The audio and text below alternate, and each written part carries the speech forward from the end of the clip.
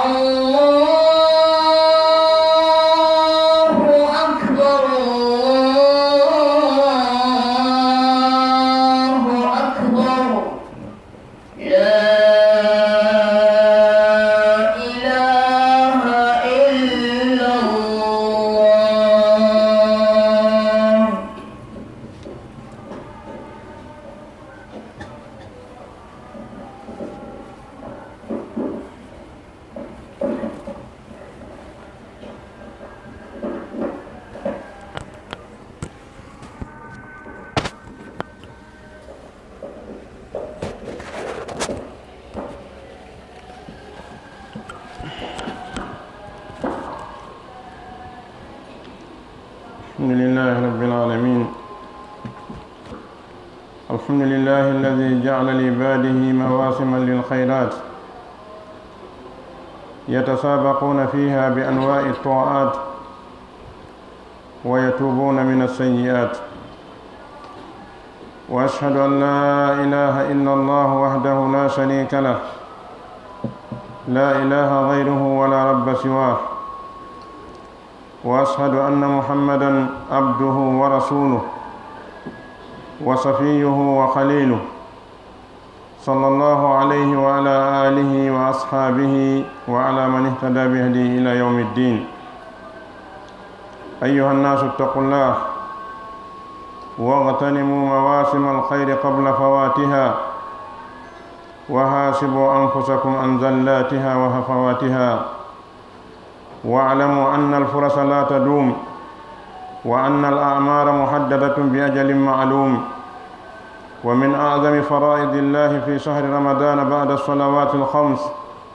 صيام أيامه الذي جعله الله أحد أركان الإسلام. قال الله تعالى: يا أيها الذين آمنوا كتب عليكم الصيام كما كتب على الذين من قبلكم لعلكم تتقون. فيجب على كل مسلم بالغ عاقل مقيم أن يصوم هذا الشهر عبادة لله، رجاء لثوابه وخوفا من عقابه. يتي الله سبحانه وتعالى قال الله متوي محمد يتيد يتمكنك الله سبحانه وتعالى وأن جيا بمكة بين ديدو سائج مولك بهب مكرج دودي بأتندira e majji e noneji dewe be tuuba faade e majji immorde bonnireji mabbe feƴƴudi. seedo ala reweteeɗo e goonga siwana kanko Allah subhanahu wa ta'ala. oɗo mo tawi ala reweteeɗo siwana kanko ko o gooto alamo o kafi seedo wondema oɗo mo suɓi onude e meɗen nelaɗo meɗen Muhammadin sallallahu alayhi wa sallam. o mo tawi ko kanko woni ñentinirgal meɗen e ɗeɗo golle hunde e waɗata e nder nduɗo lewru sina himo mari hen joddi kanko nelaɗo sallallahu alayhi wa sallam. sabu ko kanko yottini, ko kanko jangini, ko kanko atti kala ko neɗɗo julɗo waɗi e nder nduɗo e moƴƴere kanko nelaɗo sallallahu alayhi wa sallama himo mari hen moƴƴere. tono Allah subhanahu wa ta'ala yo juule nelaɗo e ɓeygure maɓɓe nden e sahabaɓe maɓɓe ɓen e kala jokkuɗo peewal maɓɓe ngal haña dangal ngal dari. ko ano yo yimɓe huli Allah subhanahu wa ta'ala. oɗo Allah mo tawi o ɗaɓɓiralima hay hunde nde o taguma o woodinma o moƴƴi e maɗa o waɗuma julɗo hunde o landakima ya waɗu siwana ya hulmo kanko subhanahu wa ta'ala. mana ya jaɓu wadde ko wi kon hara ɓernde ma no henti hiɗa andi ko moƴƴere ma woni hen.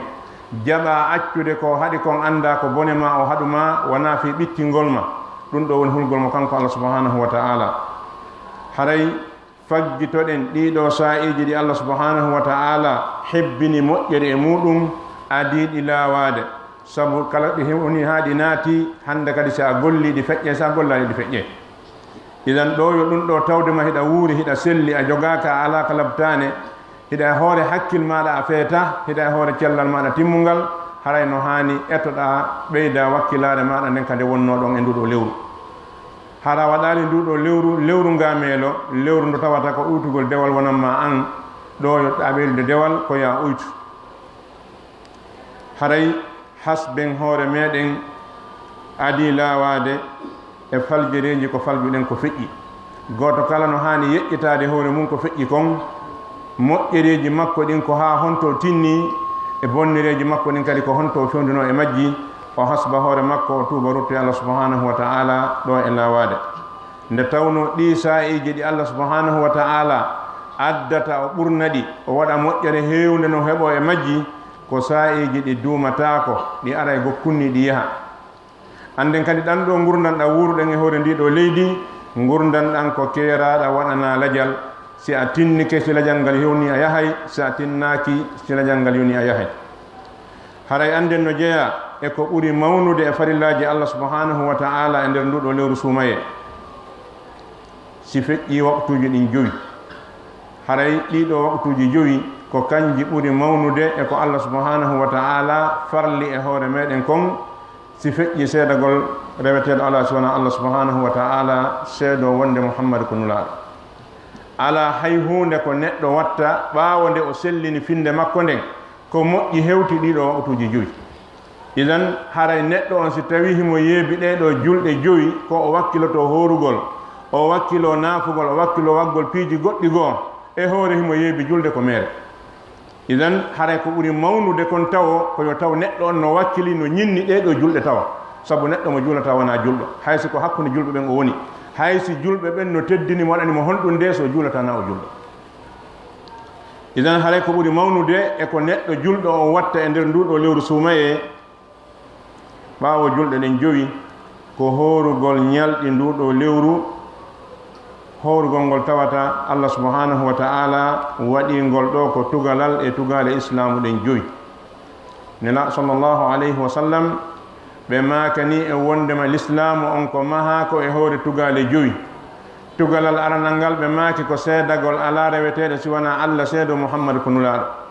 tugalal ɗimmal ngal ko ñinnugol ɗeɗo julɗe joyi tugalal tammal ngal ko ngal woni ko darana fewndo ɗo kaɗo korka ko tugalal tammal e tugale islamu ɗen joyi Allah subhanahu wa ta'ala o noddi yimɓe gomɗinɓe ɓen o yamiriɓe horgol nduɗo lewru sumaye ɓe geli Allah subhanahu wa ta'ala e hikma makko on o yamirali horugol hande tawi yimɓe ɓen gomɗiniɓe tabitika gomɗinal sabu si imanu ala neɗɗo on ko wiyata kon acce ñamugol yargol ko ñallirgol wonta wona korka islamu fuɗɗi qur'ana tippi nelaɗo sallllahu alayhi wa sallam ɓe woni makka duuɓi 13 hiɓe makka ɓe yamiraka horgol sumaye ɓe feri ɓe seeni madina ɓe woni hitande ka hitande ɗimmere on tuma noon ɓe nodda ɓe yamira yoɓe horu Allah subhanahu wa ta'ala ko ɓaawo kadi hitande ɗimmere ɓaawo fergu nelaɗo sallllahu alayhi wa sallam o noddi gomɗinɓe ɓen o wi yoɓe horu noon sumaye ɓaawo duuɓi 15 gila islamu fuɗɗi ɗum waɗi ko gomɗinɓe ɓen o noddi o yamiri sabu ko ɓen heɓata nafoore horugol ngol o wi ya ayuha alladina amanu kutiba alaykum siyamu kama kutiba ala alladina min qablikum la'allakum tattaqun ko onon yo gomɗinɓe farlama e homoɗon horugol wono farlirano e attiɓe on ɓen fii yo on wonu yimɓe huloɓe Allah subhanahu wa ta'ala yani korka kan ko waɗira gaya on ko honɗum ko la'allakum tattaqun fii yo an neɗɗo wawuɗo accude ñamugol maɗa ngol sabu kulol Allah wawuɗa accude yargol ma sabu kulol Allah ka goto rentama ɗum ɗo yo luttema hakkude ma e Allah e piiji heddiɗi so tawi suumaye maydi e muɗum haray nafaali ko yo taw sa heɓi ngol ɗo kulol Allah nder suumaye koyngol luttuka ɓernde maɗa janngo sa fokkiti waɗugol ko Allah haɗi an tun kanko tun goto rentama si wona Allah hulira Allah nden ñande waɗugol nden hunde no hulirnoɗa Allah ñamugol ñalolma suumaye noon no hulirnoɗa noon Allah yargol ñalolma suumaye hulira noon Allah nden ñande kadi ko ɗum ɗo waɗi horugol suumaye ngo haray kanko subhanahu wa ta'ala o fawi horugol nduɗo lewru e oɗo neɗɗo mo tawi ko julɗo neɗɗo keefeero fawakimo horugol neɗɗo on taw fii yo woni julɗo koyo wi ashhadu an la ilaha illallah wa anna muhammadan rasulullah o ñinna julɗe ɗen joyi si neɗɗo wi ashhadu an la ilaha illallah wa anna muhammadan rasulullah tawi ko hande yo juulu janngo acca ɗon ma o juulata few oɗo na o julɗo taw idan yo ñinnu julde nden taw o wona julɗo fii yo suuma yo fawmo haray korka kan ko fawi ko neɗɗo mo tawi ko julɗo ɗimmun ɗum si woni julɗo yo taw ko hellifaaɗo si woni ko julɗo hellifaka no yiɗa ekkitugol pay kon horugol baraji no wodani pay kon ko no wodani yamirɗo moom kono no wona farilla e hoore makko pay kon hellifaaka kelle fuye no andora gotel e piiji tati wonande ɓiɗɗo gorko heɓugol mo duuɓi 15 ma yaltugol leeɓi laɓorde makko ndin ma waalagol makko hoyɗitoyi a maniyu ɗiɗo gotum kala ko o heɓi kanko ɓiɗɗo gorko on hara o helli faama ɓiɗɗo debbo on no jogii ɗiɗo tati no watti ɗon yi'ugol makko lewru makko ndun kanko kadi ɗiɗo nayi ko heɓi wo e muɗum haray fayike mo horugol o woni helli faaɗo no watti e muɗum taw neɗɗo on ko marɗo hakkil si tawi ko julɗo ko helli faaɗo kono ko feetuɗo fawaki mo horugol horuɗo hay hunde dewal fawaki mo heɓa hakkil Allah subhanahu wa ta'ala yamirali feetuɗo dewal o yamirali mo juulugol o yamirali mo horugol yamirali mo hay hunde lutti hande kadi est si o dikkoyi ɓaawa ko feeti kon o yoɓe ko hoori kon karama koɓe ne jogii hen konnguɗi heewɗi hakkunde wiɓe o yoɓa e wiɓe o yoɓata idan yo taw ko o ñiiɓuɗo siko wonɗo sete yaagal ɗo haray himo newnana taƴugol ha o hewta ka o yahata toon ma ha o hewtita ka woni arde ɗon sete yaagal ngal wona sete yaagal luttel ngal dey immagol yaha e leydi inna fannino ton ko setejo na ɗum dey kala ka yahuɗa tawi a ñiiɓa e ɓuri balɗe tati ko julde taƴete uytete muɗum kon haɗa koye hooru na setejo hannde kadi haray horugol nduɗo lewru sumaye no hanani oɗo neɗɗo siforɗo ɗiɗo sifaji neɗɗo mo tawi ko julɗo ko hellifaɗo ko marɗo hakkil ko ñiiɓuɗo sertuɗo e haɗoji ɗin haray no fayimo yo horu nduɗo lewru sumaye hara o hoori raali ɗum kadi aada ɓay woni leydi ndi yeehi aada muɗum fuu hooray si o sa'i ɗo hewti kanko de jokka hoora ɓay ko aada leydi ndi horugol ko yo hooru ɗum fii rewirgol Allah subhanahu wa ta'ala fii yo heɓo joddi ka Allah subhanahu wa ta'ala fii si o hoorali kadi yo andu Allah nangay mo letto yawma qiyama sabu ko hoorali kon ibadallah asiyamu هو الإمساك بنية عن المفطرات من طلوع الفجر إلى غروب الشمس ويسن تأخير السحور إلى ما قبل طلوع الفجر وتأجيل الإفطار عند تحقق إلى غروب الشمس جياب الله هذا كويتي هورغول تيجي تيجي كو جوغي تاغول وندودي أنيه accugol ɗiɗo taƴinoji korka kan ɗum woni ñamugol e yalgol e rendugol ɗiɗo woni jani ɗi accugol ɗiɗo hara ko onti acciri ɗi ko anni horugol sa acciri tun tawi na anni horugol waɗɗa wona korka fayu da wawi wonde ñallal fof a ñamala hunde mara baraji abbere hiɗa wawi wonde ñallal fof a yarali ha mara baraji hiɗa wawi wonde ñallal fof a darali mo resuɗa o a ɓattaki mo mara baraji ko si tawi ko waɗirɗa ɗiɗo tate ñalolma sumaye on ko anniye horugol ko anniye dewal ɗum ɗo no waɗe gila ndema ka fajiri on feeri ɗon ha nangue nge muta yani zamanu on gila ka fajiri on feeri ɗon ha nangue nge muta sa waɗi ɗum tawi ko ɗum ɗo timmali nder ton fiya a ñamali a yarali a rendali kono zamanu on timmali korka ala nder ton kadi ko la budda zamanu on o timma sa jokki ha fajiri on feeri ha neɓiɗa ñamude ma a ñaami aɗo nangue nge mutude haray ɗo amara korka hay sa acci ɗiɗa tati no jeeya e sunna nelaɗo sallllahu alayhi wa sallam mo tawata julɗo fof no hani hittinde fimum teddina fimum ñentina nettingol sullagol ha ɓatto ka fajiri feerata ɗon na ha fajiri feera dey ha ɓatto ka fajiri feerata ɗon no jeeya e sunnaji nelaɗo sallllahu alayhi wa sallam hanaɗi ñentinede yawnugol taƴugol si onti felliti nangue nge muti ɗo julɓe ɓen no hani wattandila ɗiɗo sa'iji ɗiɗi ko waɗi angal nennugol sullagol ngol ko lundagol nelaɗo sallllahu alayhi wa sallam nennugol sullagol ngol ha feƴƴita kadi ko lundagol nelaɗo sallllahu alayhi wa sallam wono noon kadi ka taƴugol angal taƴugol lawgol acca ha jemmina ko lundagol nelaɗo taƴugol nangue nge mutal kan itti sikke idan neɗɗo julɗo on ko woni ka hakkude sawabu an ko ɗo woni fattaqullaha ayyuha almu'adhdhinun wa raqibu al-awqat muraqabatan daqiqa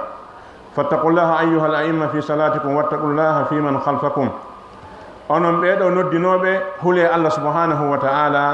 reeno waqtuji ɗin renande sewnde renande hanude ko waɗi noddinowo tentini ka suumaye ɗo so renaki o heɓe baraji ha kono so rena kadi heɓe bakka to hulɓiniɗi ko waɗi so tawi noddinowo on o renata waɓutu o anda waɓutu ko nde o fini wo o noddinta nde o faala o noddinta si tawi horowo jokki oɗo hara o falji idan hara hiɗe wi'a yimɓe ndiɗo leydi hana jokkude noddinoɓe ɓe ñaama ha ɓe feññina ko waɗi feññinoɓe ɓen wonande fajiri feeri ɓe feññinta ko nde ɓe faala ɓe feññinta idan si a jokki salli a ñaami ha o wi'a salatu hayru min annawm te capanɗe jeenayo e nder temedere salliɓe noddinɗo feññinta fewno fajiri idan mo jooɗi ke fewno ɗo ha woni 5h15 5h20 o immi ko wi'a salatu hayru min annawm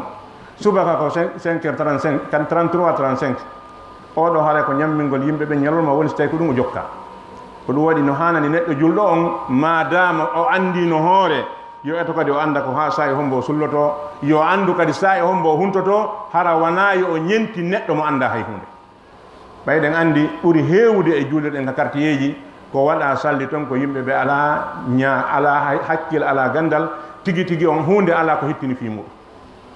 idan si tawi woni a ƴetti dina ma kan a wengi e ɓeeɗo a ñaama ha weetama a ñaama hara fotoro heewali no hanani noddinowo fof noddinowo yo hul Allah subhanahu wa ta'ala o wattana yile e waɓutuji ɗin simo andi yimɓe ɓen jokkaymo ka feññingol yo feññi ka fajiri feeri ɗon hara so feññini yimɓe accita ñaamugol ngol sinna ɗum o heɓe bakka to lorra jama o hule Allah subhanahu wa ta'ala onon ɓeeɗo julnoɓe kadi e ɗeɗo julɗe wonaɗe e juuleede ɗe ngelini laɗo sallllahu alayhi wa sallam goɗɗo darike yeeso maɓɓe juuli darɗe ɗiɗi ha gayni o ari o hiwriɓe nelaɗo maki yilto juula a juulali so tawi ɗum ɗo ko yeeso nelaɗo sallllahu alayhi wa sallam waɗi neɗɗo wuuri duɗo e nelaɗo yii julde nelaɗo nden o nana o yiɓu o juuli yeeso nelaɗo nelaɗo maki o juulali an oɗo nanɗo mo janggali sa renaki a juula julde nde wona julde idan hara julnugol yimɓe ɓen julde no donto moɗirta no hanani kala neɗɗo ardanaɗo yeeso yimɓe ɓerdentagol e ɗum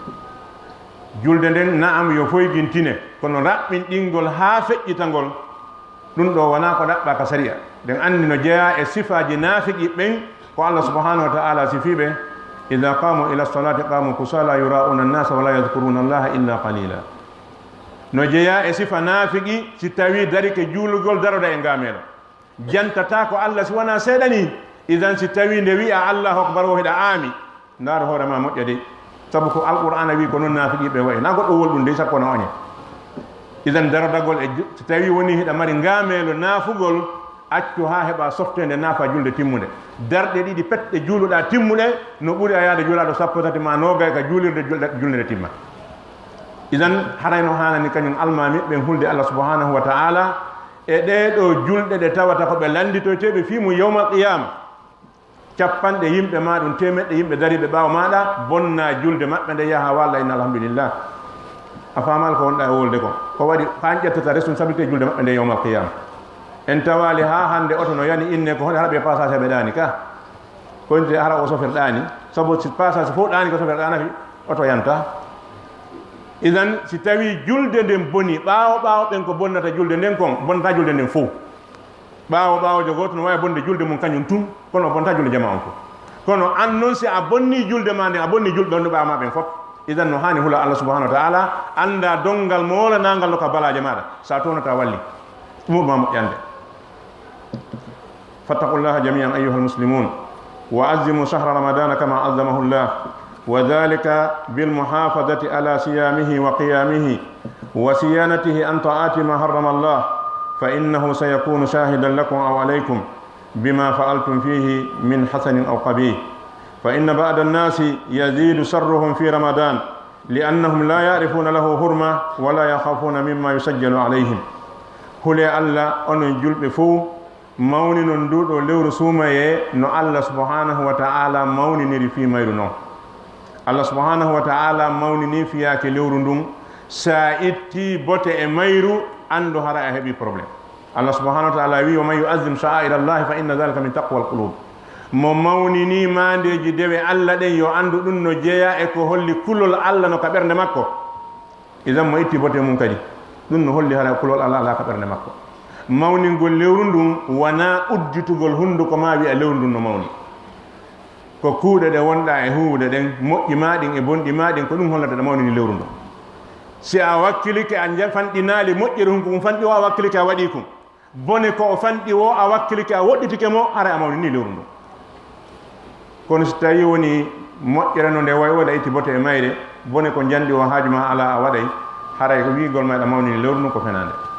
idan mawnini nduɗo lewru wono Allah subhanahu wa ta'ala mawniniri ndu noon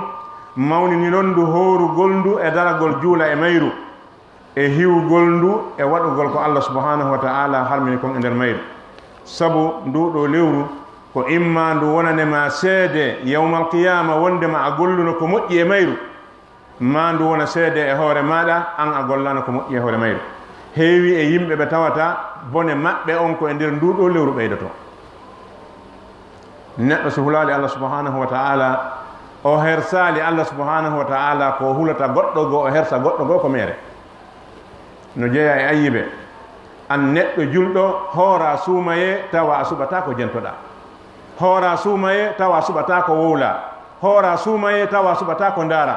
bal ko ɓuri hulɓinare ɗum fuu ko neɗɗo hoorude bimbi ha kiikiiɗe o salligo o juula futuro o ƴetta mbuuɗi ɗi Allah arsimo ɗin o sunno takka ka hunduko makko o wutta oɗo hulali Allah o hersalimo sabu si ɓiɗɗo ma o waɗi ɗum on haɓay siko debbo ma o waɗi ɗum on haɓay siko ne'eteɗo ma o waɗi ɗum on haɓay siko yeeyo ma o waɗi ɗum a raɗatomo idan an fi hunde wonanta ɗum haray ɗen toro neɗɗo julɗo fof neɗɗo julɗo yo woɗɗi to ñaamugol cigarette ko wona suumay e ko suumay hara jeyaka e jikku jeyaka e makko bayagal jeyaka e needi a sunnude mbuuɗi ɗi Allah arsuko ma ɗin tentini nder nduɗo lewru suumay hoora ñallal ngal fof a waawi muññade ñallal ngal fof a waawaali muññade jemma on ko horuɗa kon a annda fii honde wonɗa e hoorande sabu ko ɓuri sattude bani adama fof ko accugol ñaama yara so a waawi ɗum moodi accu wayamgol curki nafata goɗɗo hay fus hay si aduna on fof muɓodiri no fotti wonde ki curki nafay pellet ki nafata ka wona fii noon hay heeferaɓe wiiɓe Allah ala ɓen hiɓe rekkuni cigarette moƴƴa cigarette no wonde a cella a julɗo tawa ɗum woni hirande mande sa hoori a gayni e to woɗɗitoɗa ɗum hula Allah subhanahu wa ta'ala hersama anda ko arsika mo Allah jonnuma wonɗa e sunnude idan heewi e yimɓe ɓe tawata e nder nduɗo lewru ɓe tefa ko windete e golle maɓɓe ɗen koko moƴƴima koko boni ibadallah ba'du nnasi la yahtamu bi salatin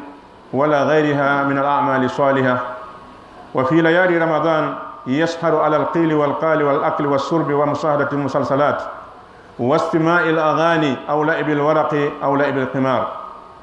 جياب الله سين تسكيك انتوى وودي يم بتواتا هاي اندر ندودو لور سوماي be haajaka e julde o nawongol juulata tun haajaka e julde wongol juulata julde nden fewndo mayre wongol ma an hay suumaye heɓata julde jama harayno hulɓinanima eto bete awa ka nder lewru suumaye ɗo ɗiɗo waktuji jowi heɓaɗi ka jama bete e nder nduɗo lewru la Allah ɓay a duumike ɗum ɗo nduɗo lewru so Allah subhanahu wa ta'ala ma walle ma si ndu feƴƴi wawa luttude hoore muɗum kono so tawi woni an hay suumaye heɓata julde jama harayno hulɓinanima idan eto himmira nde ɗo julde ɓuri hewduno e yimɓe haajaka e nde ɗo julde haajaka e golle moƴƴe tentini e nder ɗiɗo jemmaji suumaye kañum si hoori ha taƴi lanni hande kadi jemma mum ko honɗum ko hiirugol e wowo no wakkili jooɗade ko gayni naafude ha e 1 heure ha e 2 heures no haala penale no jooɗi no ndaara télé no ndaara piiji ɗi Allah harmini no jento musique wonon ko neɗɗo wonɗo e wetude hoora suumaye wona ñalorma tun suumaye ko jemma ñalorma nelaaɗo sallllahu alayhi wa sallam nduɗo lewru suumaye jemma mayru on ɓe heewuno darade e muɗum e ndu fof mayru wona sappo saktere on tuma heewno darade jemma muɗum bal hay arane ɗen ɓe dartono jemma muɗum no jeeya e ko hersini neɗɗo hooruɗo accude qur'ana waalo to o acca jantagol Allah o acca jooɗogol ka juulirde o acca golleji moƴƴiɗin fof o uggino téléphone hu makko e jurgol joueji fenade moƴƴinɗo joué on ko waɗi ko fii yo heɓu nafoore an jokkuɗa na ɗum fiya heɓu perdi kanko mi waɗi nafoore toon o yeeyi ɗum ko satti sooduɗa an jooɗoɗa bonna tan ma no hunde amaɗa nder toon gila e piyoɓe ballon ɓe piyowo ballon ono mari intérêt nder toon o heɓa mbuuɗi jooɗiɓe no ndaarude ɓen ko ɓeeɗo mari perdi ɗin an ko marɗa toon ko perdugol tan ma on sa yoɓi a naati a ndaari perda kadi mbuɗi ma ɗi watta hoore ɗon kanko wonɗo e wadde on himo mari intérêt an a mara intérêt idan sindo hala kaka julirde waɗɗa on tan ɗon jannguɗa suratu goto qur'an ma jannguɗa jantore allah subhanahu wa ta'ala hiɗa marno nafoore molnani ka allah kono ko an tewi pasta ƴigere hakkude ma e allah wiɗa yo allah walle wawata wonde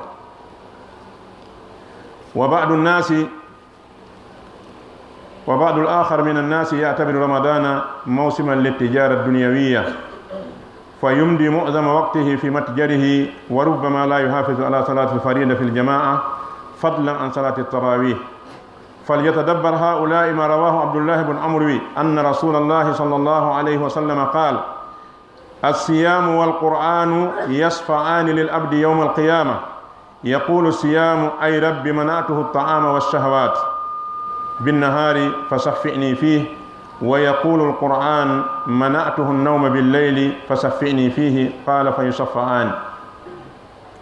woɓɓe kadi oɗo suumaye ko ɓe weltorimo ko ɓe himmiri e makko ko tawde julayagal maɓɓe ngal marsa e nder sew suumaye nde ka hewti bimbi no jippina ƴawna tun jantata ko allah jangata alquran haajaka hay hunde si wona julayagal muɗum ngal ŋiñaka nde ɗaɓɓata nden kono hiɗa waawi allah subhanahu wa ta'ala waɗi tanwi'ul ibada dewe ɗen ko noneji hiɗa waawi rewtade simmude qur'ana nde hunjiɗa hiɗa ƴawnude jippina hiɗa waawi jantade allah subhanahu wa ta'ala hiɗa ƴawnude jippina ka wonɗa o hiɗa mari none dewal ngal wawata wadde ɗon haɗa ɓittinali ma hiɗa rewde allah saji maɗi fof kono taw woni ñallal maɗa ngal an fof ko yiltugol cewɗi tun ko yowlgol piri tun ko ƴawnu ɗum ɗo jippini ɗo ñallama ngal fof ko ɗum ɗo a jantata ko allah a memata qur'ana bal hay a jantata ko nde ɗum ɗo ko ella neɗɗo julɗo tentini hoɗo ella ɓurɗo mawde mum on ko wongol haajaka julde bal hay naafilo ngon woɓɓe tawa e haaju mum ala e muɗum ko aybingol yahata ɓe julnoɓe ko ni e ni wayi yilto lutta ka muɗum tawa juulata ɗon kadi haray ɓeɗo sifurɓe oɗo sifa hiɓe hani taskade oɗo mako nelaɗo sallllahu alayhi wa sallam arɗo e oɗo hadis abdoullah bun amri radiallahu anhu o wi nelaɗo maki sallllahu alayhi wa sallam wondema kaɗo korka e alqur'ana tefanoya yimɓe mum ɓe yawmal qiyama kono ndaren homɓe woni yimɓe korka ɓen homɓe woni yimɓe qur'ana ɓe ko alda e nodditagol korka kan aray ko allah subhanahu wa ta'ala yeeso neɗɗo hooraynoɗo on korka ka wiya allah oɗo de mi haɗunomo e ñalorma makko on ñamugol e yargol mi haɗimo beleɗeji makko ɗi accugol ñamugol e yargol ngol satta kono accuɓe beleɗeji mum ɓen ko ɓeɗo fanɗi korka ka wiyali mi haɗunomo tun ñamugol e yargol mana'atuhu ta'ama wa saraba wa sahwatihi mi haɗimo kadi beleɗeji makko ɗi kala ko tawata konko beleɗe wonki no naati nder ton ka wiya allah mi torikema accanmo saabu an min allah newnana korka kan kadi kono noon sarti on ko hon ɗum ko tawde hari ka haɗimo ñamete e yargo ñaloma sumaye haɗimo kadi beleɗe qur'ana on kadi ara wiya allah o de mi haɗunomo ɗanagol jemma allah tefi men e makko allah subhanahu wa ta'ala newnana korka kan e qur'ana yo tefan neɗɗo on kono ndaren qur'ana kadi hombo tefani komo nde haɗi ɗanagol on ka sa haɓɓinde ha moƴƴi a wallini a jongi futuro aɗani ke ha bimbi an on na qur'ana wollite fima par ce que ko nde wi mana'atuhu nawma bil leyl mi haɗimo ɗanagol jemma bi mana koye hoore an o waali janngugol lan o waali allah tewnana mi tefanamo idan si tawi noon a janngano hay har ko goto andi amara to ngeɓal qulu qawli hada wa astaghfiru lakum fastaghfiruhu innahu huwa al-ghafuru rahim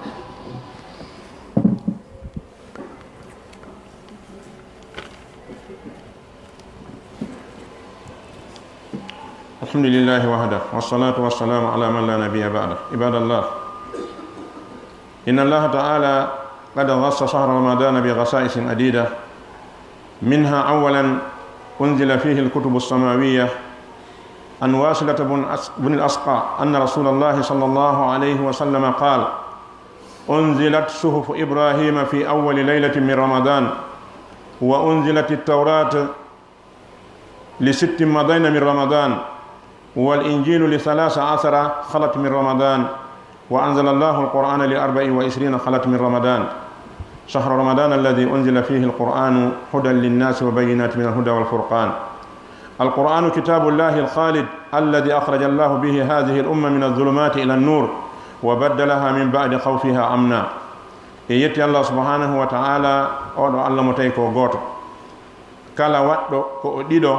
يو أندو هراي أو بردي جوكو دو موكا دي بردي واتو غول الله ديدو نو وانا أجاوتا دوتو ودا تون الله ديدو أوا واتالو واتو غول الله ديدو كو وي غول ماكو الله واتا كون غوتو غو كادي مو وانا الله وداي دو واتو غول الله ديدو كو ƴettu gol ko wadana no da Allah ko wadana goddo go kadi mo wona Allah dido woni waggol Allah dido sa wi goddo e yimbe be waday ko Allah watta ko ngawadi Allah dido si a wadani goddo ko Allah wadante ko kanko tun a wadi Allah dido idan kala waddo Allah dido ko mushrik kala neddo shirkando Allah ha o mayi Allah subhanahu wa ta'ala ko wi ko innal ladhina kafaru min ahli alkitabi wal mushrikin fi nari jahannama khalidina fiha ulaika hum sharrul bariyah. Bedo al yahudi yankoɓe e annasarankoɓe dari ɓe wi muhammadu wona gonga ɓe yeddimo e ɓeɗo yimɓe kafiduɓe Allah e goɗɗum Allah wi ɓeɗo kaka yiita jahannama ɓe wonta ɓe lutta ton kadi o wi tagore nde fof ko ɓe ɓuri bonde. idan neɗɗo on hana sirkande subhanahu wa ta'ala no jeeyano ko ɓuri hulɓinade e men kon hande no heewi e saffawol nodditiɓe julɓe ɓen ɓaymo wi'i no woodi e julɓe ɓen sirkoɓe haro heeɓi bakkato no woodi saffawol wiiɓe hoore mum ko julɓe yimɓe wonɓe yahude rewa kaburuji toro yimɓe mayɓe ka kaburuji surra ɓen ɓe haɗali galleji mum lanco ɓe haɗali ɓiɓɓe mum yeebo ɓe haɗali ɓenguji mum jombe yaha toroɗa oyyo o walle haaju so tawi jasinono ka hoore leydi ɗo ko arano e maɓɓe oɗo fertagol kaburuji ko tawata no sakiti hakkudeji meɗen hande ziyaraji ko tawata no wurnita hakkude meɗen hande ko tawata no noddane nokkoyeli ɗin fof no ittane jawle wallahi sen haɗitake ɗum hertidiro e Allah sawmal qiyama sabu jeeka e dina nelaɗo sallllahu alayhi wa sallama ɓe holli en ko honɗum woni juulagol kabru ɗum ɗo hande yeehi ha fooli bal yeehi ha leyɗe soodama fii ka ɗum ɗo wurnite e nder leydi meɗen ndin enen kala ko adete ko fenani ko ɗum ɓurte hettinede fi muɗum kala ko woni gonga ɗum ko sabbotete ɗum yenne yaaɓe ha hulmuta idan hanana neɗɗon kafedigol Allah subhanahu wa ta'ala e goɗɗum ƴen toromo e juule nelaɗo sallllahu alayhi wa sallam e ɓengude maɓɓe nden e sahaba maɓɓe jiyaɓe Allah hare Allah subhanahu wa ta'ala e moƴƴere makko nden himo hertinani nduɗo lewru suumaye ko waɗanali lewru hay wotude lebbi ɗi sappo ɗiɗi no jeeya e ko hertinani nduɗo lewru go'o tawo defte ɗe Allah tippini ka hoore leydi ɗo ɗen fof koye suumayde tippi suufi Ibrahim ko e jemma arano on woni ko tippi e suumaye wono ardi noon immorde nelaɗo sallllahu alayhi wa sallam hadis on ko selluɗo sen daari ka silsilatu sahiha cheikh albani hadis o no nder toon idan jemma arano on e suumaye suufi Ibrahima tippi ɓaawo balɗe jeeɗiɗi feƴƴuɗe oɗo tawreta Musa jippi linjila jippi ɓaawo balɗe sappo tati qur'ana jippi ɓaawo balɗe noga ene suumay feƴƴude idan ɗiɗo fof ko tippi tawreta e linjila e suufi Ibrahim e zabour fof maji koɗe tippi koye suumaye e konngol nelaɗo sallllahu alayhi wa sallam ɗum ɗo ko holli ko honɗum ko wonde lewru ndun Allah no mawnin fi mayru idan nduɗo lewru suumaye subhanahu wa ta'ala humpiti e wondema ko e mayru o tippini ndeɗo alqur'anare nde tawata ko konngol Allah luttengol ka hoore leydi ɗo oɗo alqur'an mo tawata ko sabu oɗo Allah subhanahu wa ta'ala yaltiniri ɗeɗo mofte ittiɓe e niwre majjere naɓi ɓe faada e annora so yi hande hiɗa andi ko honɗum joƴƴinma ɗo hiɗa andi ko hombo wonma ko honto iwruɗa honto fokkiɗuɗa ko alqur'an harayno an e nagge ma ngen hiɗon fota an e dammol makol hiɗon fota se alqur'ana yeytanoki makko honto iwɗa honɗum woni lasli ma on honɗum hanuɗa wadde sa wiide honto yata honɗum woni ko wonɗa yaade toon harayno fof sa anda hay goto e yimɓe wowɗo jooɗade yeeto maɗum sona qur'ana o ƴetti an ayuha almuminun Allah subhanahu wa ta'ala o waɗi nde qur'anare ɗo ko konngol makko ngol tawata arata e muɗum mere iwrata yeeso iwrata ɓaawo mo wuuli tawi ko e mayre woni ko itti ala wawɗo mo fennude haysi goɗɗo wi a fene yahay ha artana ko gonga wiɗa ndaren gila alqur'ana sifi fi annabi nuhu alayhi salam sifi ko yimɓe makko ɓen hawri e muɗum kon sifi fi gireli arɗi ɗin ɓaawo nuhu ha hande goɗɗo jangali tarika université mo yalti o ha o ara inna moori ko qur'ana wiɗo na gonga ka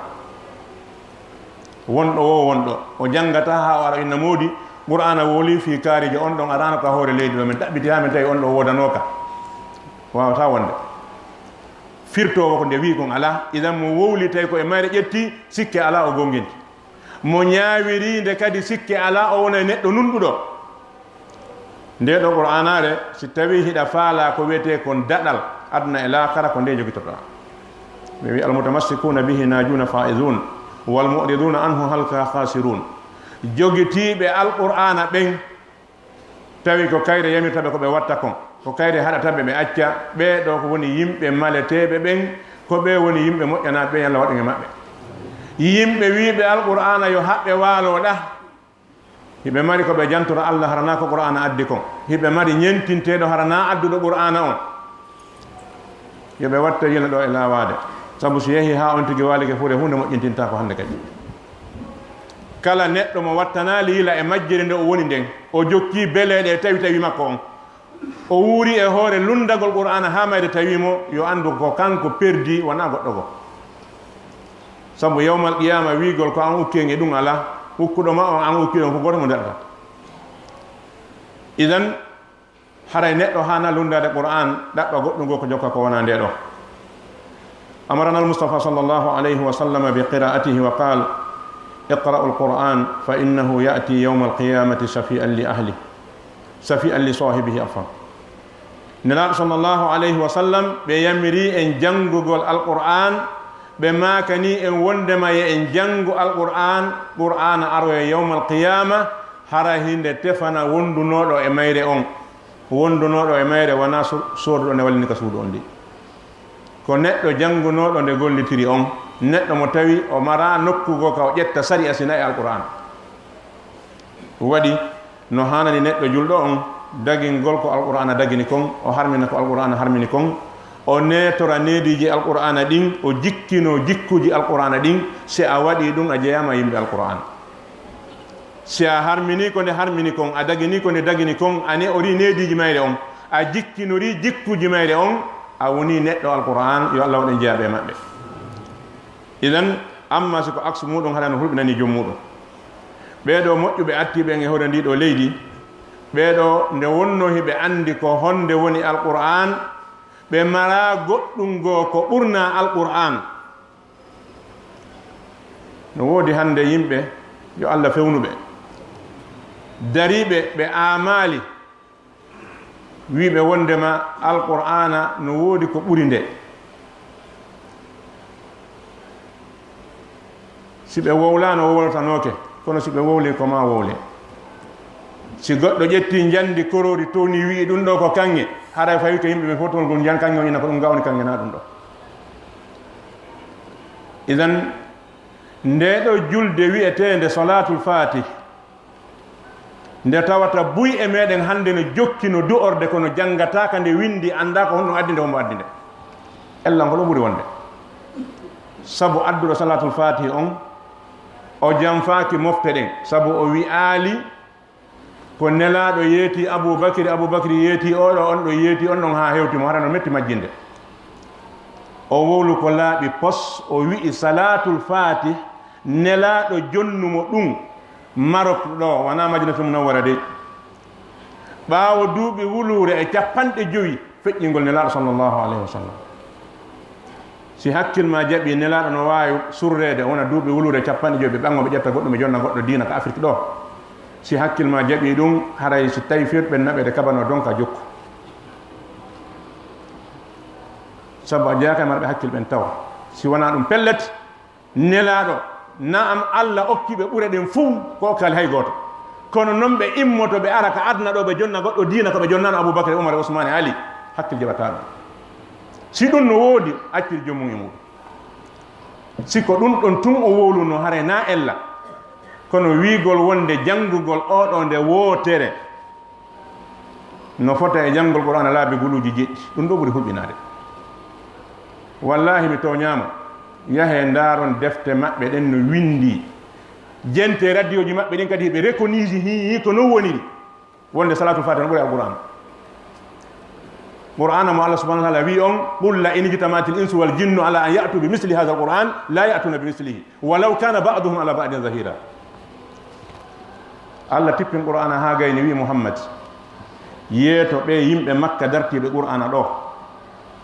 yeetoɓe si tawi yimɓe ɓen e jinnaji ɗin moɓodiri qul la in jitamatil insu wal jinnu ala an ya'tu bi misli hadha alquran fiyoɓe addu hono naade ɓuri hono o alqur'ana ɗo la ya'tuna bi mislihi walau kana ba'duhum ala ba'din zahira. ɓe wawata addude hono alqur'an haysi jinna e yimɓe fof walliniri yani jomiraɓe gande ɓen ka jinnaji fof moɓo jomiraɓe gande ɓen ka yimɓe fof moɓo ɓe adda gandal maɓɓe ngal fi moƴƴingol hono qur'an Allah wi ɓe wawata ko honno neɗɗo goto immoto ina addi ko ɓuri qur'an yimɓe jaɓana muɗum.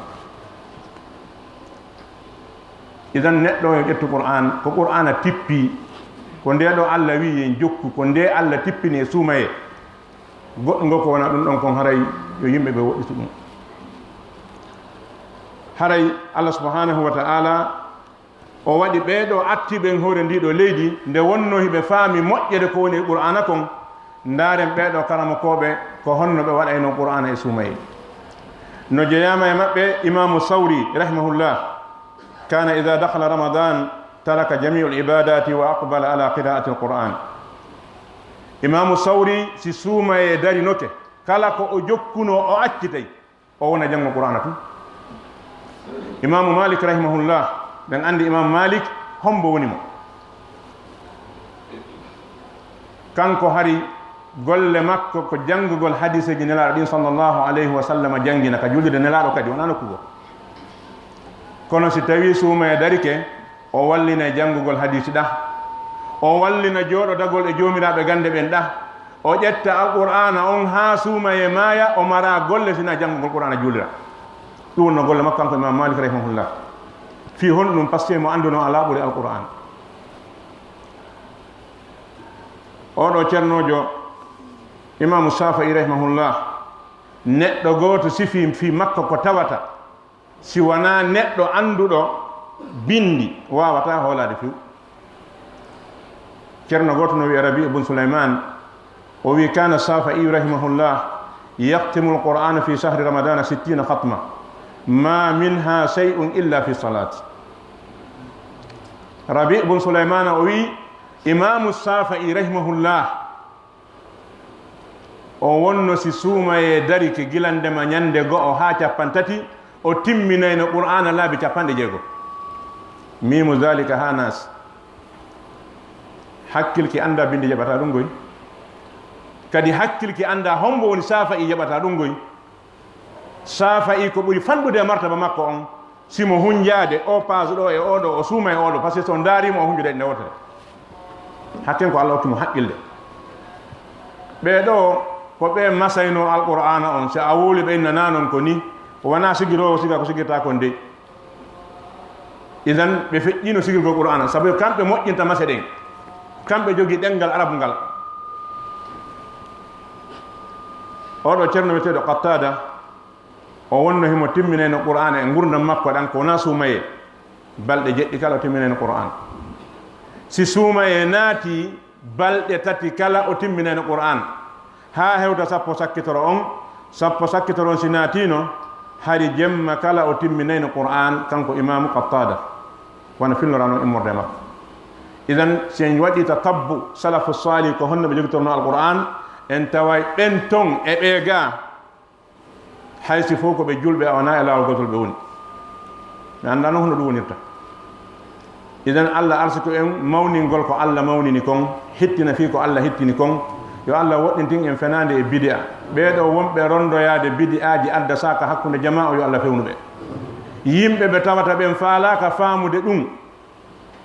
yo Allah faaminɓe sabu no jeeya e ko ɓuri hulɓinade wongol neɗɗo o anda ɗum ɗo ɓuri hulɓinade. si tawi neɗɗo on no anda kono himo andi o anda mettaki